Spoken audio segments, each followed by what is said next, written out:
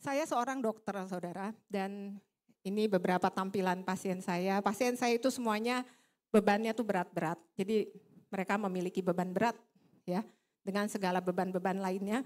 Dan puji Tuhan, karena kemurahan Tuhan, mereka sudah diringankan. Mungkin saudara kalau lihat di sini ada beberapa yang saudara kenal. Jadi kalau saya memang ditugaskan Tuhan untuk menurunkan anak-anaknya di akhir zaman yang memiliki masalah dalam pengendalian diri, khususnya makanan, saudara. Cuma saya lihat di sini jemaat-jemaatnya sehat-sehat, langsing-langsing semua. Ibu-ibunya rasanya semuanya, puji Tuhan, perutnya kempes-kempes. Kecuali mungkin Pak WL tadi. Ya.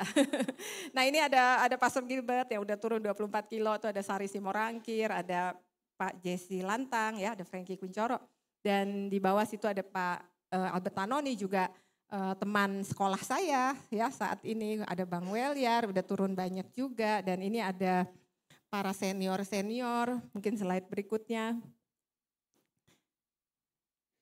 Ya, ini Pak. Jadi pasien saya itu usianya udah banyak yang udah 70 tahunan, saudara.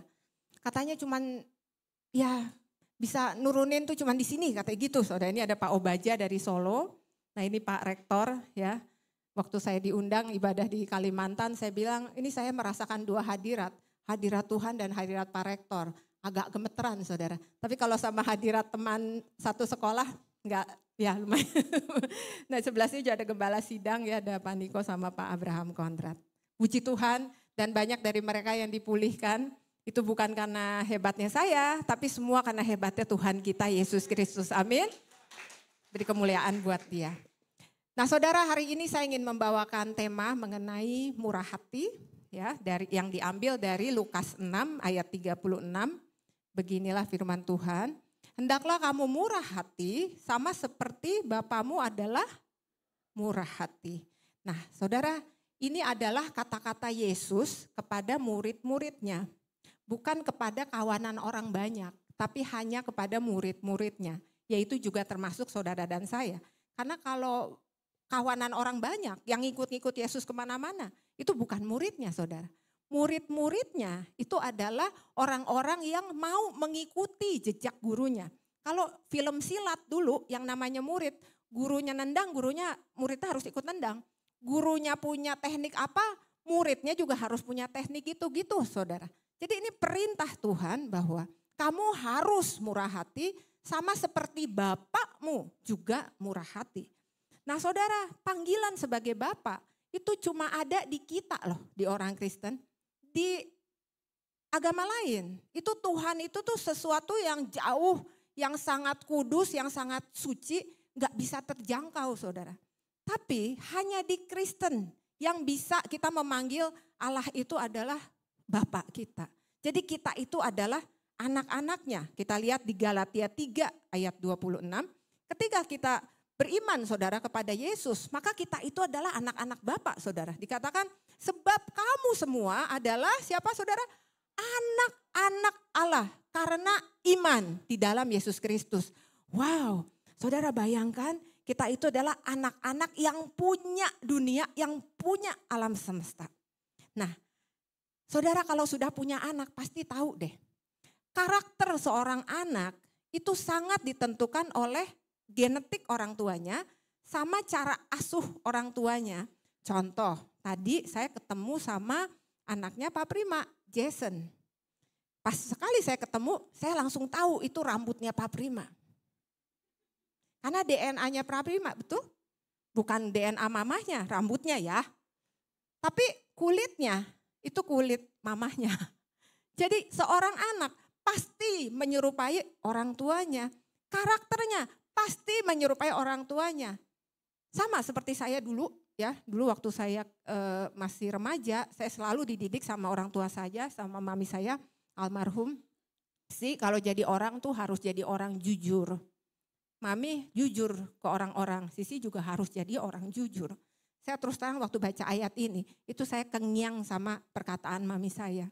Terus dia pernah bilang sih kalau sama orang tuh jangan beda-bedain orang. Mami juga kan gak beda-bedain orang. Jadi yang namanya orang tua, itu pasti mau anaknya itu sama karakternya sama orang tuanya, saudara.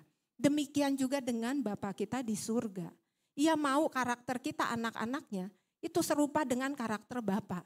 Nah, saya mau bagikan hari ini satu karakter utama Tuhan yang menjadi inti dari karakter Tuhan yang lain, saudara. Karena karakter Tuhan itu kan banyak. Dia agung, dia berkuasa, dia penuh kasih, dia adil. Ya, dia semua dia adalah Allah penyembuh, Jehovah Rafa, semua. Tapi saudara tahu nggak? Satu karakter yang sangat-sangat mencerminkan Tuhan itu adalah Tuhan kita, adalah Bapa yang sangat murah hati, saudara. Amin. Nah, saya mau bagikan ini kenapa? Biar saudara ada gambaran bahwa oh kayak begitu yang namanya murah hati. Karena kalau saudara enggak mengenal pribadinya Bapa, saudara enggak akan tahu bagaimana cara kita bermurah hati. Karena Bapa itu seperti itu, saudara. Nah, arti kata murah hati secara umum itu adalah penyayang, pengasih, berbelas kasihan, jadi gampang kasihan, panjang sabar, suka memberi, enggak pelit. Jadi kalau ada yang pelit, ya colek kiri kanan saudara. Kalau kamu pelit, itu berarti jangan-jangan bapaknya yang mana nih? Ya suka menolong, suka mengampuni. Nah saudara, kalau saudara lihat di dalam Alkitab, penulis Alkitab itu berulang-ulang kali, bukan satu kali, dua kali ya, berulang-ulang kali, itu menggambarkan Tuhan itu dengan karakter yang sama. Tuhan yang penyayang dan penuh belas kasihan, Tuhan yang sabar, Tuhan yang kaya akan kasih setia dan kebenaran. Itu karakter Tuhan. Contoh misalnya di Keluaran 34 ayat 6 kita baca ya.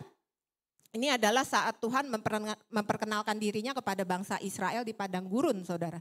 Jadi ia mulai menyatakan kepada Musa bahwa ia itu adalah Allah yang penuh kasih. Jadi pas Musa naik ke Gunung Sinai, jadi saudara bayangkan Musa naik ke Gunung Sinai, kemudian Tuhan kasih 10 perintah Allah. Nah ini Tuhan yang ngomong sendiri, dia yang berbicara mengenai diri sendiri. Dikatakan di Keluaran 34 ayat 6, berjalanlah Tuhan lewat dari depan Musa, ya, jadi Musa sempat bertemu dengan Tuhan dan berseru, Tuhan, Tuhan, Allah penyayang dan pengasih, panjang sabar, berlimpah-limpah kasihnya dan setianya, yang meneguhkan kasih setianya kepada beribu-ribu orang, yang mengampuni kesalahan, pelanggaran dan dosa, tetapi tidaklah sekali-sekali membebaskan orang yang bersalah dari hukuman, yang membalaskan kesalahan Bapa kepada anak-anaknya dan cucunya, kepada keturunan yang ketiga dan keempat. Wow, saudara bayangkan kayak seorang ayah menyatakan, saudara tahu ya kalau ada seorang bapak kita misalkan, papa tuh orang gimana sih? Papa tuh orang yang tegas. Ada kan orang seperti itu? Tapi Tuhan enggak. Tuhan bilang aku adalah Tuhan yang penyayang. Jadi kata pertama yang muncul itu adalah penyayang. Penyayang saudara. Jadi kalau kita tanya bapak kita, papa orang kayak gimana sih? Aku orang yang penyayang. Nah saudara, Alkitab itu sangat dalam. Apalagi dalam bahasa aslinya. Bahasa aslinya penyayang, bahasa Ibraninya itu adalah rahum.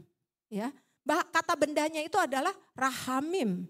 Nah, rahum dan rahamim itu artinya penyayang dan belas kasihan. Dan keduanya ini berkaitan dengan kata Ibrani untuk rahim, yaitu rehem. Jadi penyayang dan belas kasihan itu correlate, bersatu dengan kata asli untuk rahim. Jadi kasih sayang Tuhan ini bagaikan kasih sayang yang luar biasa dari seorang ibu terhadap bayinya yang lemah dan perlu perlindungan. Saya tadi melihat istrinya Pak Prima, dia udah mau lahiran kata minggu depan. Dia berusaha untuk segimana mungkin biar bayinya itu dijaga supaya tepat pada waktunya lahirnya dan dia sayang kasih gizi yang terbaik buat bayinya. Itulah rasa kasih sayang yang besar seorang ibu terhadap bayinya, saudara. Gak mungkin seorang ibu tuh jahat kepada bayinya, gak mungkin. Makanya Yesaya di Yesaya 49 dia bilang apa? Dapatkah seorang perempuan melupakan bayinya? Ini Tuhan loh yang bicara tentang bangsa Israel. Sehingga ia tidak menyayangi anak dari kandungannya. Sekalipun dia melupakannya, aku tidak sekali-sekali akan melupakan saudara dan saya. Amin. Jadi kasih Tuhan, kemurah hatian Tuhan, itu bukan sayang biasa saudara. Kan ada lagu dunianya ya, cintaku bukanlah cinta biasa. Tahu deh kalau lagu rohani, lagu dunia mah. Jadi kasih yang luar biasa yang rela berkorban, saudara. Saya punya pasien itu kalau baru melahirkan kan gemuk ya. Saya ada satu pasien, dia tuh sosialite, orang yang ya terkenal lah di Indonesia terkenal dan dia sangat ngejaga badannya. Dan sempat ketemu saya yang terakhir itu udah lama sekali, dia bilang dia gak mau punya anak katanya karena badannya takut berubah. Tapi kemarin dia WA saya, dokter nanti tolong bantuin saya ya, kata kalau habis lahiran. Saya bilang, waduh kamu hamil akhirnya. Iya dokter, akhirnya saya memutuskan untuk punya anak aja. Saudara bayangkan deh, seorang wanita ya, sepeduli-peduli dia dengan penampilan fisiknya, seorang sosialite loh. Sosialite yang benar-benar gak mau berubah badannya, dia rela untuk mengorbankan tubuhnya. Payudaranya jadi meleot. Perutnya jadi turun, jadi besar. Karena saya lihat, berubah banget badannya. Rela, segitu sayangnya Allah kita dengan kita, saudara. Segitu bersyukurnya kita punya Allah seperti dia. Nah Rahum, saudara, di Alkitab, contohnya misalnya, itu di kisah Raja Salomo dan ada 2 perempuan yang baru saja lahiran. Ya, mungkin saudara tahu kisah ini. Ya, ketika salah satu bayinya ini meninggal, kedua wanita itu mengklaim bahwa ini anak saya nih, yang hidup ini anak saya katanya. Nah akhirnya Salomo dengan hikmatnya, dia memerintahkan agar bayi itu dibelah 2 aja kalau gitu katanya. Nah kemudian si ibu kandungnya langsung tergerak oleh Rahum, itu belas kasihan. Dia bilang udah deh, udah gak usah jangan dibelah 2, udah kasih aja ke ibu itu, ke wanita lain. Akhirnya Salomo tahu, oh ini berarti ibunya. Seorang ibu gak mungkin ninggalin bayinya saudara, gak mungkin. Sesusah-susahnya seorang ibu itu dia gak berkorban buat anaknya. Itulah kasih ayah kita terhadap saudara dan saya. Segitu murah hatinya dia. Kemudian Rahamim, saudara. Rahamim ini adalah belas kasihan yang meliputi tindakan. Jadi bukan cuman belas kasihan aja, bukan perasaan. Aduh kasihan ya. Saudara, Tuhan mau kita berbelas kasihan bukan cuma perasaan loh. Jadi kalau kita ngelihat orang, aduh kasihan ya.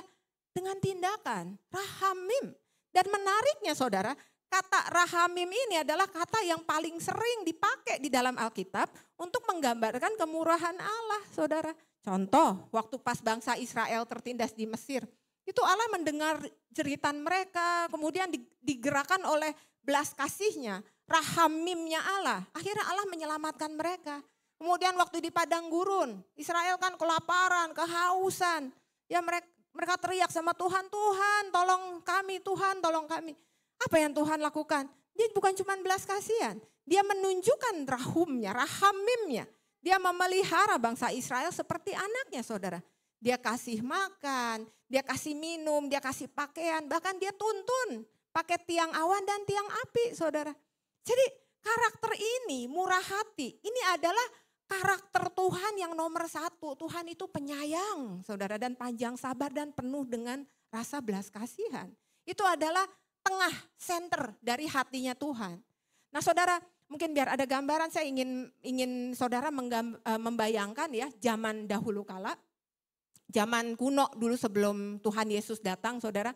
Saya mau tanya sama saudara, dari semua bangsa yang ada di bumi saat itu, bangsa mana yang paling Allah mau bertahta di dalam kekudusannya? Bangsa Israel, betul? Itu adalah bangsa pilihan. Nah di dalam bangsa Israel itu sendiri, di kota mana Allah mau bertahta? Di Yerusalem. Di Yerusalem itu sendiri, di mana Allah mau bertahta? Di bait Allah. Di bait Allah sendiri, di ruang mana kekudusan Allah itu ada di sana? Di ruang Maha Kudus. Nah, nyambung lagi. Di ruang Maha Kudus, di mana Allah bertahta? Di sini saudara. Ada yang namanya tahta kemurahan Allah. Bukan tahta kebaikan Allah, bukan tahta keagungan Allah, tahta kemurahan Allah, mercy seat namanya. Itu tutup perdamaian saudara. Jadi saudara, center, jadi pusat dari semuanya di hatinya Tuhan, tepat di tengah hatinya Tuhan, itu adalah kata murah hati saudara. Di dalamnya apa? Di dalam tabut itu isinya apa? Ada mana, ada roti mana, ada tongkat Harun, ya sama ada apa? Ada apa lagi saudara? Nah, itu hukum Taurat. Manusia mana kita ada di sana saudara? Manusia mana yang bisa mematuhi dengan sempurna hukum Taurat? Gak ada satupun, saudara. Mustahil katanya. Sehingga apa? Tuhan tutup, Tuhan cover itu kita dengan apa? Dengan tutup perdamaian. Kita ditutup dengan kemurahan Tuhan. Nah saat itu saudara, orang kalau berdosa itu harus menyembelih korban, ya entah domba atau kambing, apapun yang dia punya. Dia sembelih. Kemudian nanti setahun sekali yang bisa masuk ke dalam ruang Maha Kudus, ya berhadapan dengan tahta kemurahan ini, itu cuman imam besar. Jadi dia nyembeli, darahnya dipercikan 7 kali di lantai, kemudian imam besar harus berdiri di atas darahnya, karena kalau enggak mati saudara. Enggak bisa, itu harus berdiri di atas darah korban. Karena kita berdosa, enggak bisa menjadi satu. Dan kemudian dia percikan sekali di atas tahta kemurahan Allah, untuk apa? Untuk mengampuni seluruh bangsa itu saudara. Jadi saudara bayangkan, kemurahan Tuhan saat ini yang paling besar adalah apa? Mengutus anaknya yang tunggal sebagai domba yang kudus sekali untuk selama-lamanya untuk saudara dan saya. Luar biasa saudara. Jadi itu bukannya pengorbanan yang hanya ya Tuhan Yesus sudah mengampuni dosa kita dengan menjadi anak domba yang disembelih. Bukan saudara. Ini adalah dari kemurahan Tuhan saudara. Dan kalau saudara lihat selama pelayanan Yesus di bumi, dia itu selalu tersentuh hatinya melihat penderitaan manusia. Contoh nanti kalau saudara baca di Alkitab, ketika Lazarus mati dia tersentuh saudara. Setiap kali dia melihat orang susah, orang yang berkebutuhan, itu dia tersentuh saudara. Dia sangat-sangat tersentuh dengan kesulitan kita. Bahasa aslinya tersentuh itu adalah oiktirmos, itu bahasa Yunaninya. Artinya apa? Compassion. Compassion tuh dengan sepenuh hati. Jadi saudara tahu ya, itu bukan kasih yang pura-pura gitu. Tapi kasih yang all out gitu. Udah deh, bayangkan jiwanya, nyawanya loh dikasih buat saudara dan saya saudara. Makanya kita dapat yakin dan percaya Allah itu adalah Allah yang peduli. Apapun permasalahan saudara, itu air mata saudara tidak akan sia-sia, akan ditampung di kirbatnya saudara. Karena Allah kita tuh Allah yang sangat-sangat murah hati. Di tengah-tengah hatinya itu adalah tahta kemurahan Allah saudara. Tuhan Yesus menggambarkan di Lukas 13, dia membandingkan dirinya itu seperti induk ayam yang menggunakan sayapnya untuk melindungi anak-anaknya dari bahaya. Saudara bayangkan ayam aja tuh menggambarkan gitu loh kasih sayang Tuhan. Jadi kalau hujan, saya perhatikan ya, saya lihat di YouTube kemarin, iya ya, kalau hujan itu yang namanya burung, yang namanya ayam, dia kumpulin loh saudara. Anak-anaknya di dalam sayapnya saudara. Begitulah kasih Tuhan sama saudara dan saya. Nah tapi saudara, karena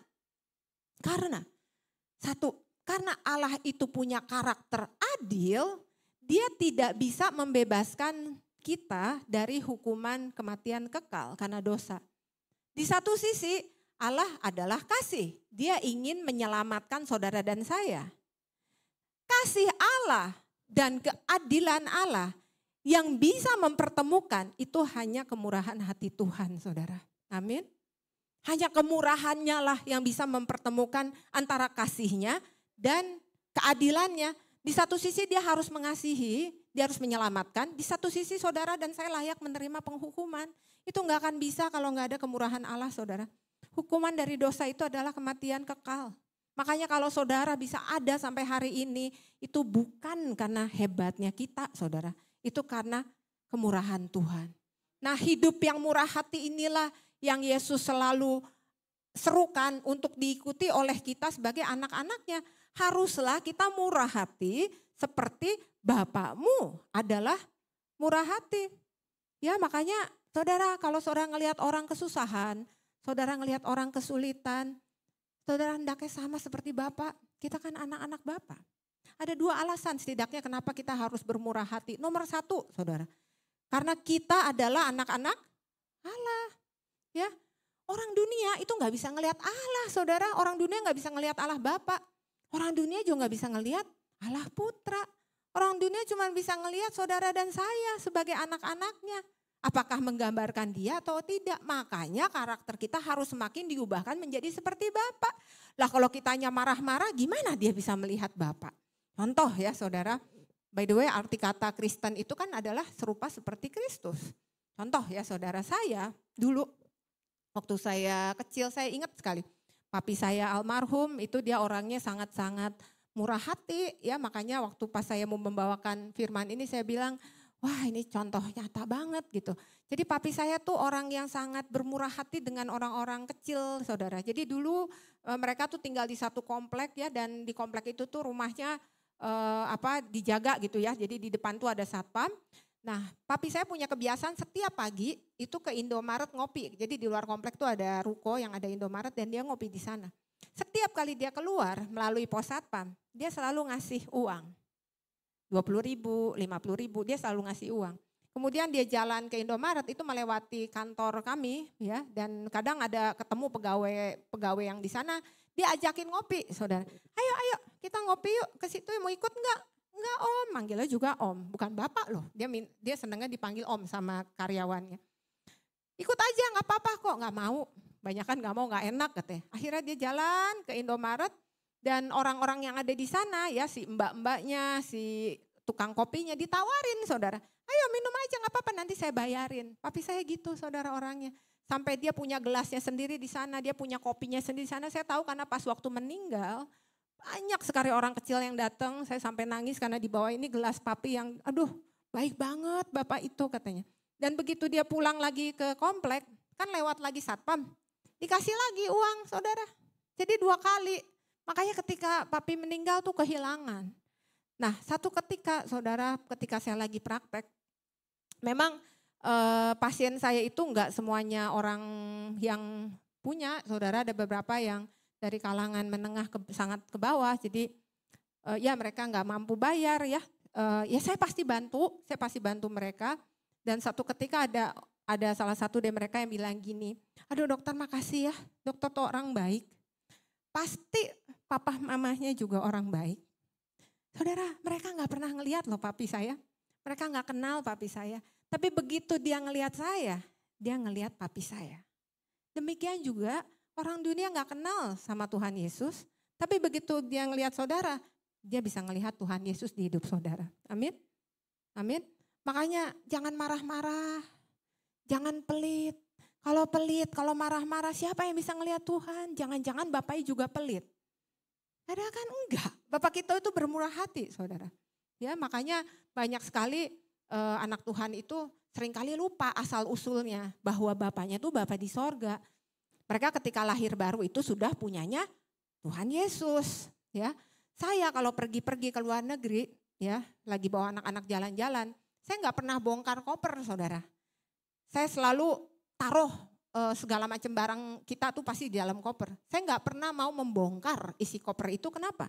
Karena saya tahu bahwa saya nggak akan tinggal di sana selamanya kok, ke sana cuma sementara, cuman paling 1 minggu, paling lama 2 minggu, kemudian saya akan balik ke negara saya.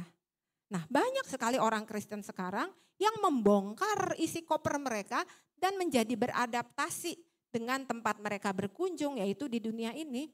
Mereka lupa bahwa asalnya itu adalah kerajaan Allah. Saudara dan saya tuh keluarga negaranya sorga loh saudara. Saya tadi waktu lagi pujian penyembahan, tiba-tiba Tuhan taruh hati di sini.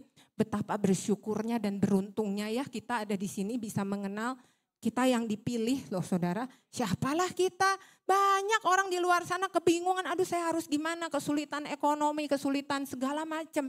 Ya ampun. Ini kita punya pegangan, gak usah takut saudara sama apapun juga kita punya Allah Bapa yang besar pemilik alam semesta. Amin, amin.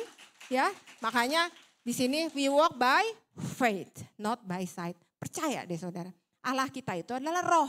Jadi kita harus bertindak dalam roh. Kalau dalam daging gak akan nyampe saudara, gak akan nyampe. Dan apapun yang kelihatan dalam daging itu adalah manifest from the unseen world. Ini adalah kenyataan yang sebenarnya. Ini adalah sesuatu yang hanya manifestasi. Amin. Makanya apapun yang dikatakan firman Tuhan, ya dan amin. Makanya tadi waktu Ibu Gembala bilang di sini pengajaran, aduh saya bilang bersyukur saudara. Ini punya Pak Gembala, Ibu Gembala yang begitu menjadi gembala yang mengajarkan domba-dombanya. Karena yang namanya domba tuh suka lari-lari, tahu saudara pernah lihat domba? Mbe ke sana, mbe ke sini. Ini punya gembala yang sangat baik, dengerin pengajarannya. Amin. Ya, nomor 2, kenapa kita harus bermurah hati? Karena Allah telah lebih dulu bermurah hati kepada kita meskipun kita masih berdosa. Saudara pikir deh, kalau saudara enggak diampunin sama Tuhan, enggak akan ada pengharapan kehidupan kekal. Mungkin saudara punya papa, mama kayak saya yang udah enggak ada. Mungkin saudara punya teman yang udah enggak ada yang saudara sangat sayang. Ketika kita percaya sama Tuhan, kita bisa ketemu lagi loh sama mereka. Amin. Ya, coba orang dunia. Gak ada pengharapan, makanya kalau ada kematian nangis kejeng-kejengnya. Ya kalau kita nangis ya sedih aja karena ditinggal, tapi setelah itu kita tahu kok nanti akan ketemu lagi ya. Makanya saudara harus mau bermurah hati, harus mau ngampunin orang. Karena kalau orang dunia bilang, gue bales loh biar tahu rasa. Tuhan bilang penghakiman adalah milik Tuhan. Ada ayatnya, kita baca yuk di Yakobus 2 ayat 13. Ya, sebab penghakiman yang tak berbelas kasihan akan berlaku atas orang yang tidak berbelas kasihan, tetapi belas kasihan akan menang atas penghakiman. Saudara ingat nggak cerita di Alkitab kan ada seorang hamba tuh berhutang ke raja, dia utangnya berapa banyak? 10.000 talenta. 1 talenta itu 6.000 dinar. Jadi dia utangnya tuh 60 juta dinar. Dulu untuk upah 1 hari kerja itu 1 dinar. Jadi ini dia hutang ke raja 164.000 tahun kerja. Coba ada yang bisa hidup 164.000 tahun? Gak ada. Hutang kita sama Tuhan itu gak mungkin bisa dibayar saudara. Kemudian pegawai si hamba ini punya utang ke hamba ini 100 dinar. Itu kira-kira upah kerja 3 bulan. Dia mohon belas kasihan, hamba ini gak mau ngampunin. Padahal si hamba ini sudah diampunin sama raja. Saudara, sejelek-jeleknya orang bersalah sama kita, ampunin saudara, ampunin. Dosa kita sama Tuhan lebih besar, Tuhan aja sudah ngampunin lah siapalah kita. Karena kalau nggak mau ngampunin, Tuhan nggak mau ngampunin loh saudara. Karena apapun yang terjadi horizontal itu korelasi dengan yang vertikal. Artinya kita nggak seprogram sama Tuhan. Nah beda antara mengampuni sama rekonsiliasi ya. Kalau rekonsiliasi itu artinya kita mau, dia mau meminta maaf sama kita. Itu beda lagi saudara, udah yang penting kita sudah melakukan bagian kita sudah ngampunin, maafin, ngampunin, udah lupain. Urusan dia nanti sama Tuhan, karena penghakiman itu miliknya Tuhan saudara. Ya. Nah saya mau bagikan apa yang harus kita lakukan supaya kita bisa sama, satu program sama Tuhan. Bagaimana harus murah hati? Nomor satu, kita harus mau mengasihi dan mengampuni tanpa syarat ya. Nanti saudara bisa baca sendiri di Lukas 6 ayat 32 sampai 35. Saya nggak akan bacakan satu-satu tapi saya akan ringkaskan intinya adalah kita itu kalau mau berbuat baik jangan sama orang yang baik saja. Karena kata Tuhan Yesus, apa bedanya kamu sama orang dunia? Kalau orang baik kita balas baik ya udah biasa. Tapi kalau anak Tuhan, orang jahatin kita harus berbuat baik saudara. Mengasihi itu kepada orang yang jahat sama kita, bahkan kita harus doakan mereka, bahkan kita harus berkatin mereka. Gitu loh saudara. Susah enggak? Susah. Nah bukan kebetulan minggu ini saya mengalami hal-hal yang tidak mengenakan saudara ya dalam 1 minggu ini. Jadi ada seseorang yang sangat saya kasihi, yang sangat saya sayang, saya sudah dari kecil ya sampai saat ini tapi udah saya urus, sudah saya bantu segala macam, tapi saya juga tahu dari orang lain bahwa ya saya tersakiti sih saudara. Tapi apa yang saya lakukan, saya tetap doakan dia setiap hari sebagaimana biasanya. Saya lepaskan pengampunan, saya doakan, ampunin saudara. Nggak ada salahnya untuk ngampunin, karena itu perintah Tuhan. Karena kita sering berpikir bahwa orang itu kayaknya harus dikasih pelajaran. Gak bisa saudara, biar Tuhan yang berperkara dengan dia. Ada dikatakan oleh Rasul Paulus di Roma 12 ayat 19, pembalasan itu adalah haknya Tuhan. Ngeri loh saudara, haknya Tuhan. Saya pernah ada satu keadaan ya, yang itu ngeri loh saudara. Itu saya alami sendiri dan orang itu meninggal saudara. Saya waktu pas mendengar itu saya langsung, kata pertama yang saya ucapkan, Tuhan kok sampai segitunya? Gak usah sampai segitunya Tuhan. Dan kebetulan ya saya langsung kasihan saudara, saya langsung bantu segala macam pemakamannya. Tapi Tuhan tuh makanya gak boleh mengusik biji mata Tuhan itu seperti itu loh saudara. Saudara dan saya tuh bagaikan anak-anak ayam Itu kantung induk ayam gitu loh. Kayak seorang ibu ngurusin bayi yang baru dilahirkan gitu, sesayang itu. Jadi kalau bayinya, coba ibu-ibu pasti ngerasain kalau ada bayinya dicubit sama orang, apa yang ibunya akan lakukan? Marah. Jadi jangan cubit balik ya. Ini Tuhan bilang pembalasan itu adalah hakku ya. Dan lagi pula saudara, kalau kita marah mulu secara kedokteran ya, 1 menit kita marah, 5 jam sel imun kita mati saudara. Selama sel imun kita mati itu jadi apa? Jadi pilek, jadi batuk, jadi demam, jadi kena infeksi, jadi amit-amit kanker autoimun. Siapa yang rugi? Kita saudara. Makanya kalau saudara nyetir di depan itu kan kacanya besar, ngelihat ke depan, betul? Untuk ngelihat ke belakang kacanya kecil. Udah buang, jauh dilihat ke depan.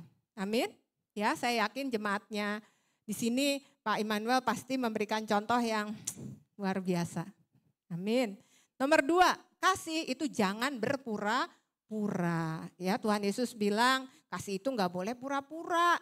Jauhilah yang jahat dan lakukannya yang baik. Berikan itu selalu yang terbaik dari hati, saudara. Contoh ya, saya tuh dari dulu, dari kecil itu mami biasa kalau ngajarin tuh dia selalu kasih tahu ke kita bahwa kalau jadi orang tuh kalau mau ngasih, saya ingat banget, sampai detik ini saya ingat. Mami saya pernah bilang gini, kalau ngasih orang, kasih yang terbaik. Sama seperti engkau mau dikasih, kasihlah itu yang terbaik. Dan itu saya terapkan sampai sekarang saudara. Saya gak pernah ngasih bekas, gak pernah. Kemarin kami pelayanan ke Solo ya. Karena capek, karena saya pulang praktek jam 11 malam. Kemudian langsung ada ibadah jam 3 subuh di Bogor. Kemudian siangnya saya harus lanjut pelayanan ke Solo, itu hari Sabtu. Dan hari Minggu saya harus tiba lagi di Jakarta karena ibadah lagi sama keluarga. Jadi saya bilang sama tim saya, kami bertiga, kita bilang udah deh kita naik bisnis aja deh ke situ biar gak capek. Dan pulangnya kita naik kereta ya biar pagi-pagi bisa nyampe, kita naik yang ada tiduran itu loh, yang suite ya. Saya naik bisnis, mereka juga naik bisnis. Saya naik suite, mereka juga naik suite. Saya kasih yang terbaik saudara, gak membedakan. Kemarin saya punya pegawai, anaknya sakit, dia bilang, Bu anak saya demam. Dia kelihatan banget seorang ibu khawatir. Saya bilang udah kamu bawa ke dokter anak saya. Karena seorang profesor yang udah sangat terkenal. Saya biasa semua anak saya dipegang sama profesor ini. Kamu sana, bawa anak kamu cepetan kalau bisa malam ini, takutnya keburu tutup. Nanti bonnya semua saya yang bayarin. Jadi kasih yang terbaik. Jangan kalau ngasih makanan ke orang, makanan bekas. Saya jadi ingat, emang Tuhan tuh kalau saya mau menyampaikan sesuatu, terjadilah nyata dalam kehidupan ya. Saya bilang aja deh di sini, karena kan gak ada juga orangnya. Kemarin hari Selasa saya dapat satu hadiah dari ibu-ibu, 1 kantong, coklat isinya. Terus, tumbenan nih ibu ngasih gitu ya. Biasanya gak pernah ngasih. Makasih ya Bu, dengan sukacita kan saya terima. Iya ini buat ini katanya, ada coklat bawa dari luar. Kata oke, dah aja. Begitu saya buka, saudara, yang satu udah dicomot satu, ada yang udah kebuka. Aduh malu ya ngasih kayak begitu. Saya kalau ngasih sama karyawan saya, saya tuh miss goodie bag saudara. Jadi kalau saya ngadain acara silahkan datang, karena pasti ada goodie bag. Yang saya siapkan itu goodie bag. Saya tuh seneng ngasih, saudara aja kalau ada acara saya pasti mikir goodie bag apa ya. Dan itu akan saya perhatikan perintilan satu-satu. Jadi saya pasti kasih ke semua orang. Kalau saya pergi ke luar negeri suami saya sampai marah-marah. Ini koper bawanya 3, pulang-pulang jadi 10, apa aja isinya. Begitu saya buka ternyata 3 koper oleh-oleh semua saudara. Ya begitulah saya. Jadi ya Tuhan mau kita bermurah hati. Ya, dan saya gak pernah membedakan pasien saya. Mau pasien saya itu menteri, mau pasien saya itu orang pejabat, gubernur misalkan, siapapun itu, orang tahulah dia siapa. Saya nggak bedain, mau dia ada di sini, di sebelah sininya itu pasien saya ibu-ibu yang misalkan hanya seorang satpam, sebelahan saudara. Dan kalau saya bilang saya harus nangani dia, saya nangani dia dulu. Dan dia lebih berkepentingan, saya akan membahas dengan dia lebih dalam. Bahkan kadang-kadang ya di sini ada beberapa juga yang tahu saya, kadang-kadang saya bilang, aduh ini sih gak ada apa-apa kok gitu. Saya malah lebih fokus ke ibu yang minta belas kasihan saudara. Dan itu yang Tuhan mau, amin. Ya, ketiga, suka memberi dan menolong. Saudara, dikatakan di Amsal, siapa memberi kepada orang miskin tidak akan berkekurangan. Tetapi orang yang menutup matanya akan sangat dikutuki. Aduh ini Saudara lihat deh, saudara kita nggak akan miskin kok dengan memberi, nggak akan. Tapi bagi orang itu tuh sangat berarti. Kemarin saya baru ada panti asuhan yang tiba-tiba muncul di IG saya bilang aduh kasihan amat ya ini anak-anak kecil umurnya masih 5 tahun tidurnya di lantai, mereka kebanjiran dan mereka diberhentikan dari sekolah. Dan akhirnya saya bilang coba cari tahu di situ, akhirnya kemarin saya bilang kamu jangan putus sekolah, saya biayain itu anak-anak 14 orang itu masih kecil-kecil, saya kirim kasur ke sana, saya kirim goodie bag, saudara. Saya kirim goodie bag, jadi saya kasih ransel tuh sama dalamnya diisiin botol minum, tempat makan, segala macam makanan, pernak-pernik sama alat tulis, alat segala macam. Saya bilang sama orang saya, sama krayon, karena kan saya suka lukis, kasih krayon di dalamnya, kasih krayon. Itu mereka senang banget, saudara.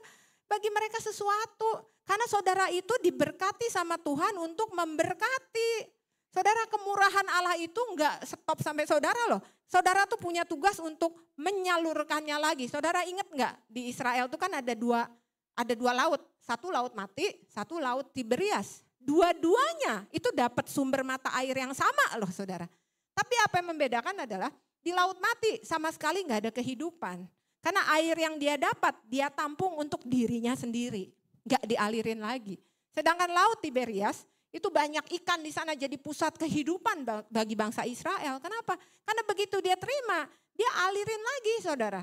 Makanya berilah, maka kamu akan diberi. Lagi pula saudara, semua yang saudara punya emang saudara pikir punya siapa? Punyanya Tuhan, bukan punya saudara loh. Kita tuh cuma dipinjemin. Ada ayatnya tuh di Mazmur 24 ayat 1, kita baca sama-sama ya.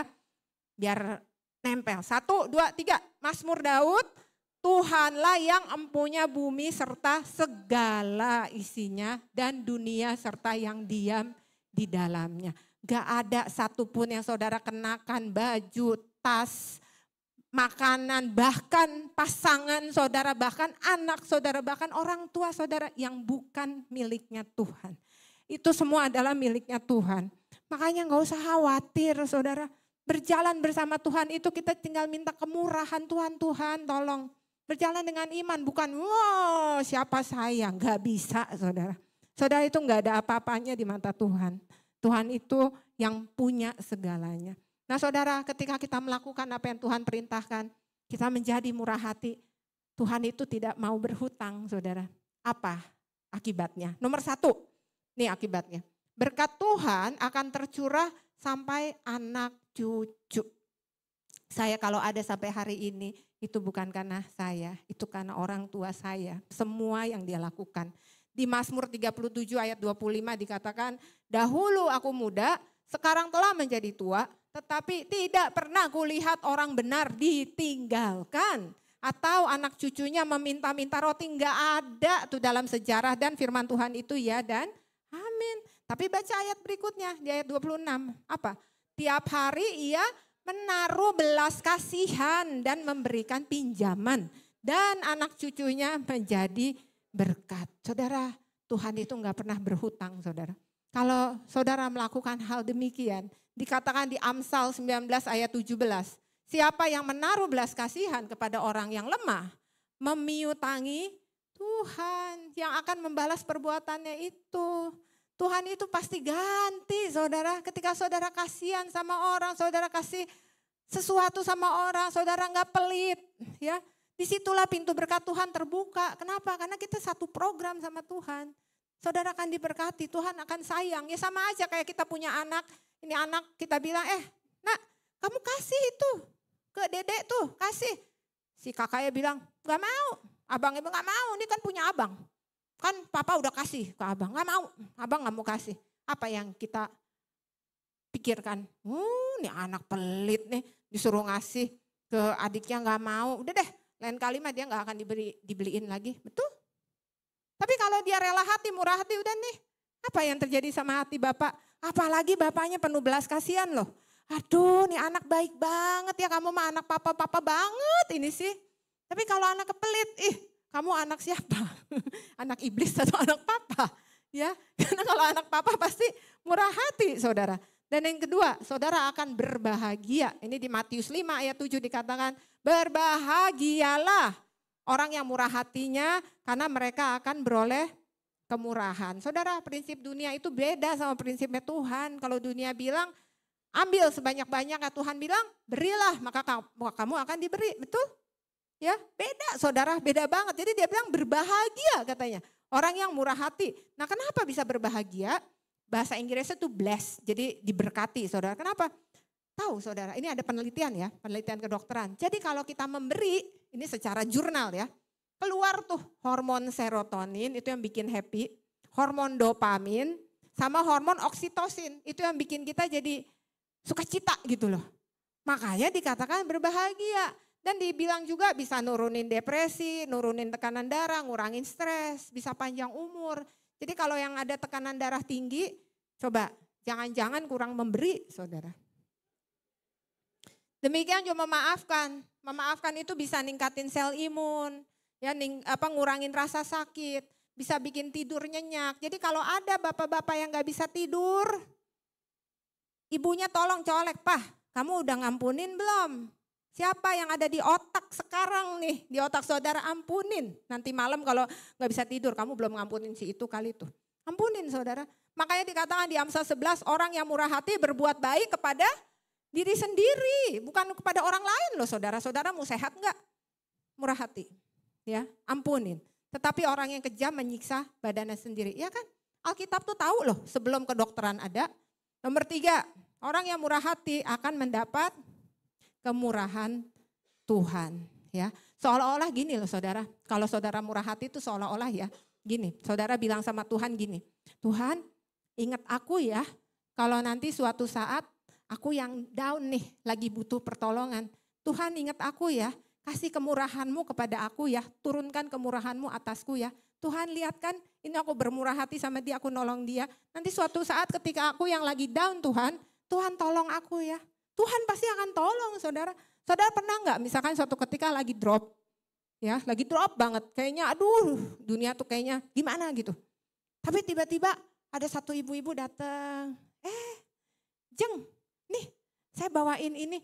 Dia merhatiin saudara tiba-tiba dalam keadaan saudara drop. Itu bukan kebetulan saudara, itu pertolongan Tuhan, itu kemurahan Tuhan. Amin. Contoh ya, saya itu kan selain dokter, saya praktek Senin sampai Jumat.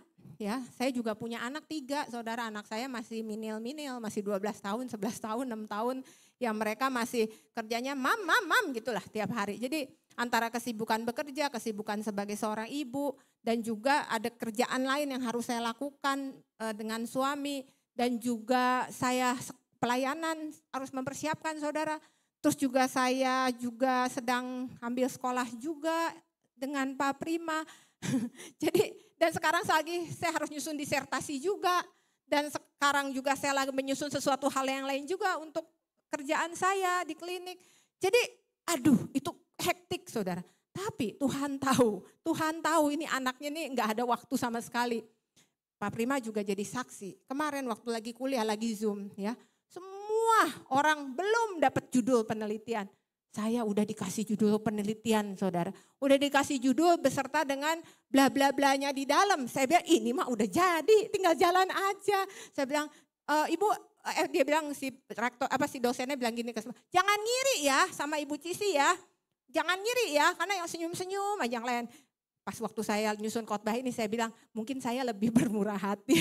Jadi kemurahan Tuhan. Saya bilang kemurahan Tuhan saudara. Jadi Tuhan itu tidak pernah berhutang. Itu janji Tuhan saudara. Ya, dan apapun yang terjadi sama saya, itu akan terjadi sama saudara. Tuhannya sama. Yang penting kita mau taat apa enggak. Nah, ada satu prinsip yang saya mau bagikan di sini. Saudara harus tahu satu prinsip ini menarik saudara. Ini rahasia ya. Ini satu rahasia besar di Alkitab. Apa kunci sukses? Sistem ekonomi Tuhan itu berbeda total dengan sistem ekonomi dunia. Sistem ekonomi Tuhan itu sistemnya tabur tuai. Apapun yang saudara tabur, itu juga akan saudara tuai. Beda sama prinsip dunia. Saudara tadi saya bilang, kalau dunia bilang hemat pangkal kaya. Tuhan bilang beri, maka kamu akan diberi. Sistem ekonomi mana? Kalau beri kamu akan diberi. Gimana saudara? Kamu beri kamu tambah kaya. Gimana caranya? Enggak ada saudara. Dunia bilang jadilah yang terdepan. Tuhan bilang kalau ada undangan kamu duduk di paling belakang. Mudah-mudahan yang punya acara nyuruh kamu ke depan dan kamu akan menjadi terhormat. Dunia bilang kalau ada yang jahatin kamu, bales. Betul? Tuhan bilang ampunin. Dunia bilang jadilah orang yang kuat. Tuhan bilang jadilah orang yang lembut hati. Seperti anak kecil ini. Kebalik saudara. Dunia bilang cari yang instan, yang cepat. Semakin cepat lebih baik. Makanya sekarang ada instan, segala macam instan, betul? Tuhan maunya proses saudara. Tuhan itu selalu maunya bertumbuh. Segala sesuatu itu dari benih kecil, sesuatu yang kecil. Nanti dari benih kecil ini akan menjadi besar, akan menjadi tumbuh dan berlipat kali ganda. Saudara ketika mendapatkan cukup air, cukup sinar matahari, cukup dikasih pupuk dan akan menghasilkan buahnya pada musimnya. Saudara tahu dari 1 bulir gandum itu akan menjadi 100 bulir gandum. Dari 100 itu akan menjadi 100 dikali 100. Itu prinsip Tuhan saudara, bukan 1 tambah 1 jadi 2, bukan saudara. Tuhan itu akan melipat kali gandakan tuh berkali-kali, beratus-ratus kali ganda, amin. Dan benih yang baik itu tidak akan menghasilkan buah yang jelek. Gak akan saudara nanam benih jeruk keluarnya alpukat, betul? Itu namanya mujizat terjadi saudara. Gak mungkin, benih yang saudara tanam itu saudara akan menuai. Nah menarik saudara, kenapa? Karena yang namanya benih itu kecil. Jadi kalau mau menabur jangan nunggu kaya, gak bisa saudara. Tuhan itu tanpa saudara kasih juga, Tuhan oke kok, Tuhan sangat kaya. Tuhan tuh terkadang menempatkan saudara di posisi mau memberi apa enggak. Melihat ketaatan kita saudara. Saudara ingat kisah 5 roti dan 2 ikan? Itu kan roti kecil, ikan kecil, anak kecil. Kecil saudara, kenapa ditaruh kisah itu? Karena Tuhan mau ketaatan kita, sesuatu yang kecil, ketika kita kasih ke sang pembuat mujizat, itu akan menjadi berlipat kali ganda. Saudara itu bisa memberi makan 5.000 laki-laki, belum termasuk istrinya, belum termasuk anaknya. Dan masih ada sisa goodie bag 12 bakul. Anak Tuhan itu pasti sama kayak bapaknya. Makanya saya suka kasih goodie bag saudara, saya enggak heran. Begitu saya baca tentang memberi makan 5.000 itu, ternyata Tuhan mau kasih goodie bag buat 12 muridnya. Ada sisa 12 bakul, mungkin bawa nih satu gitu kali saudara. Ya.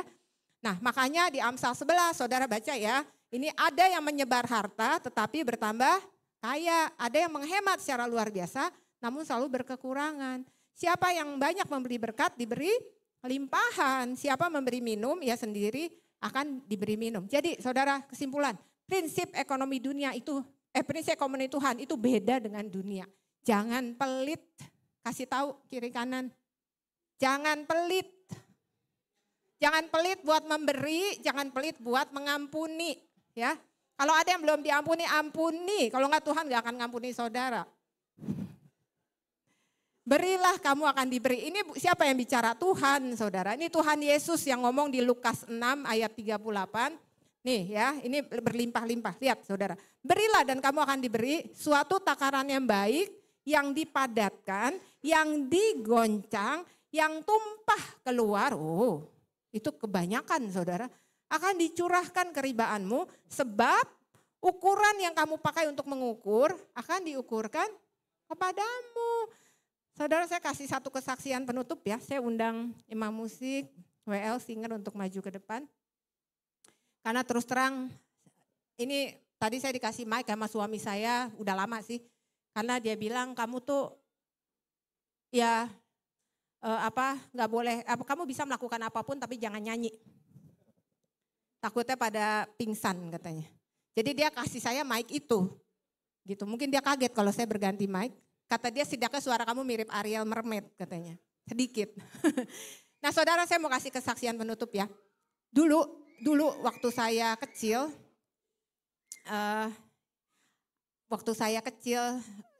orang tua saya itu bukan orang punya saudara. Orang tua saya itu adalah penjual kue di Pasar Senen. Tahu ya Pasar Senen ya? Itu kue emperan yang gak ada toko ya saudara. Jadi pada saat itu kami pindah-pindah kontrakan, gak ada rumah tetap, kami gak punya kendaraan sama sekali. Mami saya suatu ketika bilang kalau Sisi mau kuliah, Sisi harus masuk negeri. Kalau nggak masuk negeri, Mami nggak punya uang, nggak usah kuliah. Jadi kegiatan saya tiap hari itu ya saya ngebantuin bungkusin roti, kemudian setiap kali liburan saya ikut jualan ke pasar Senen karena kebalik jualan itu kan subuh ya, tengah malam ke subuh ke pagi gitu. Dan satu ketika akhirnya, saya pelukis saudara, jadi saya punya murid gitu, saya ngajar lukis, lumayan. Saya bilang, Mami udah kakak bisa ini ada 6 orang murid. Nah satu ketika keadaan keuangan keluarga udah sama sekali nol saudara. Gak bisa ngontrak lagi, gak bisa sama sekali. Akhirnya kita nebeng di rumah saudara. Saat itu saya sudah keterima di FKUI dan waktu itu Mami bilang ya udah deh kita gak bisa jualan kue lagi karena gak ada tempatnya buat bikin. Akhirnya dia jualan nasi padang warung kecil di depan dan terus itu numpang ya. Nah selama setahun kami gak boleh lagi tinggal di sana karena rumahnya mau dijual ya, haknya yang punya meskipun itu saudara. Dan Mami nangis karena dia bilang kita mau tinggal di mana? Gak ada uang loh.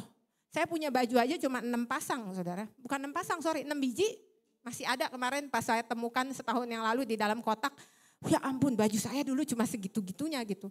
Saya bilang sama Mami gak usah takut kan kakak punya murid 6 orang. Nanti dari 6 orang itu nanti bisa Mami. Jadi saya 18 tahun saya kuliah di FKUI. Kuliah FKUI itu susah loh saudara. Susah banget gitu. Jam 7 pagi sampai jam 4 sore baru nyampe rumah. Saya bagiin brosur satu-satu gitu ya. Terus saya ngajar gambar gitu. Nah saya bilang Mami udah gak usah takut nanti kakak cari deh tempat yang bisa dicicil kontraknya gitu. Akhirnya ketemulah satu tempat tusuk sate yang berantakan banget, gak ada listrik, gak ada air, gak ada lampu. Pokoknya gak layak tinggal, udah kayak Zorro kita wah gitu ya. Orang Sunda bilang lamat lancah ada di mana-mana kita singkirin.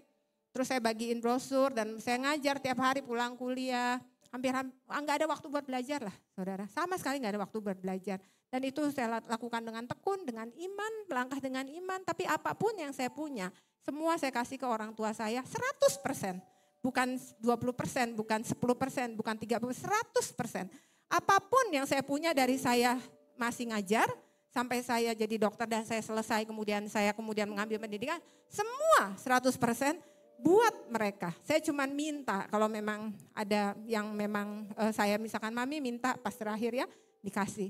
Nah ceritanya saudara, satu ketika saat saya usia 19 tahun, ada satu ibu-ibu itu orang kaya saudara, rumahnya banyak di mana-mana dan dia tahu saya bukan orang punya ya, dia minta tolong gini, boleh nggak tolongin tante?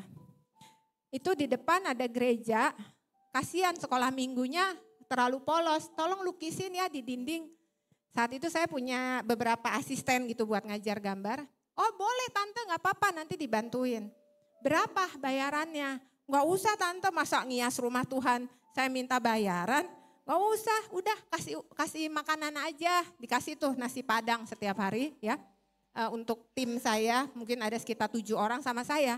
Akhirnya tiap hari kami nerima sekali gitu nasi padang dan akhirnya lukisan mural di gereja kecil itu kita di bawah tanah kayaknya itu karena gereja kecil di depan nggak gede saudara. Jadi mural itu saya bikin 5 dinding sekolah minggu itu di bawah tanah gitu. Akhirnya 2 minggu selesai dan saya foto gitu ya masih ada fotonya. Makasih ya kata iya tante yakin ya sih nggak usah tante dalam hati masa rumah Tuhan kita nuntut bayaran. Nah kebetulan ada satu orang yang masih ikut saya sampai sekarang, dia cerita, kakak tuh, manggilnya juga kakak sampai sekarang. Kakak waktu itu ngasih kami loh 30.000, itu uang kakak loh, bukan dari ibu itu. Kata, oh ya lupa loh saya. Tuh kalau orang tuh kalau ngasih tulus ya lupa saudara. Kasih loh 30, oh gitu ya padahal waktu itu saya gak punya ya saya bilang gitu. Nah cerita singkatnya bertahun-tahun setelah itu ya. Saya mau kasih mami saya rumah, kasihan kan. Mami mau di mana? Dan akhirnya ketemulah di satu tempat, itu lokasinya tuh paling prime, ya paling prime. Di dalam itu rumahnya gede-gede gitu saudara. Mami suka nggak nih ada kolam renang? Suka katanya. Ya udah, ini buat mami ya, buat mami. Kakak ini biar mami happy di sini. Mami mau kamarnya mana? Dia pilih yang gede saudara. Gede itu 2.700 meter. Dan singkat cerita, 10 bulan kemudian. Di bagian depan komplek itu dibangun apartemen yang tinggi, kemudian dibangun ruko-ruko di situ. Jadi harga rumah ini meningkat 4 kali lipat dalam waktu 10 bulan. Semua orang pada bilang gini, hoki loh katanya ngambil paling gede di sini, paling banyak naiknya, lu tahu dari mana? Enggak, saya nggak tahu apa-apa, saya nggak tahu bahwa itu bakal naik. Nah, tell me ya saudara, saya tuh tell me. 1 tahun kemudian, masa nggak sadar juga. Saya lagi jalan keluar, kayaknya ini waktu itu gereja yang dulu deh. Mana ya gerejanya, perasaan posisinya di sini. Jadi gereja kecil itu udah nggak ada lagi, udah roboh, digantikan dengan ruko-ruko besar gitu saudara. Jadi gereja itu letaknya tepat di komplek yang sama, di depan komplek yang mami saya, persis kompleknya. Saat itu Tuhan bilang sama saya, apapun yang engkau lakukan buat rumahku, itu tidak akan sia-sia. Apapun yang engkau tabur dalam pekerjaan Tuhan, gak akan sia-sia. Tuhan itu Tuhan yang berkelimpahan, saudara. Itu dilipat kali gandakan, berkali-kali ganda. Apa yang gak pernah kamu pikirkan, apa yang gak pernah kita rasakan dalam hati, gak pernah kita lihat, itu disediakan Tuhan, saudara. Dan Tuhan yang sama itu adalah Tuhan saudara dan saya yang akan melakukan buat saudara. Yang penting kita mau taat apa enggak sama firman-Nya. Amin. Mari kita bangkit berdiri saudara, kita nyanyikan satu pujian.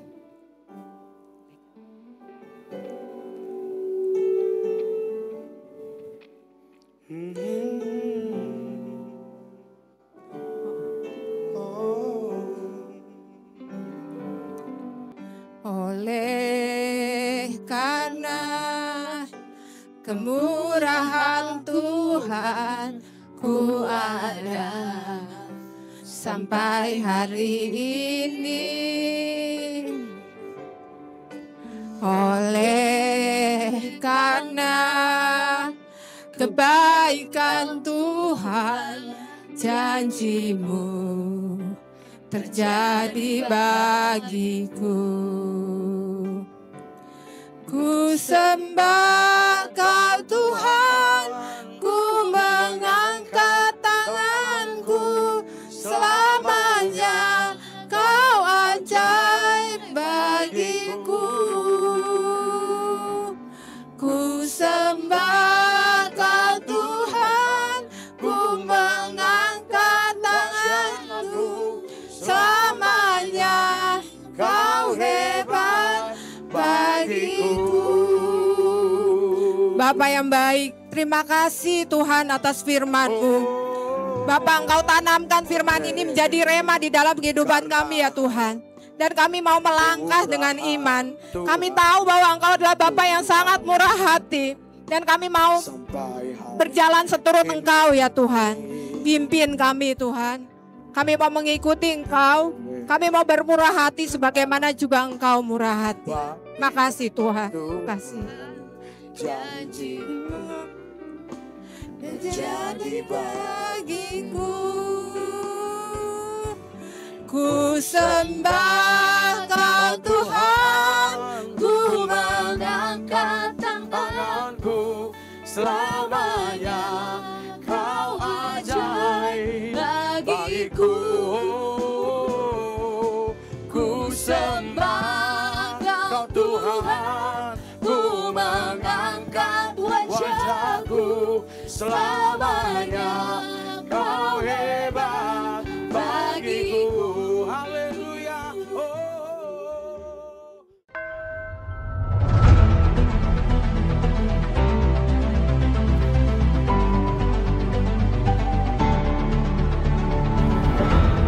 Dalam nama Yesus, dalam nama Yesus, setiap hidup berhubungan dengan Allah tidak terlalu lagi. Hari ini kau melepaskan cengkraman, kau tidak berharap atas roh jiwa tubuhnya.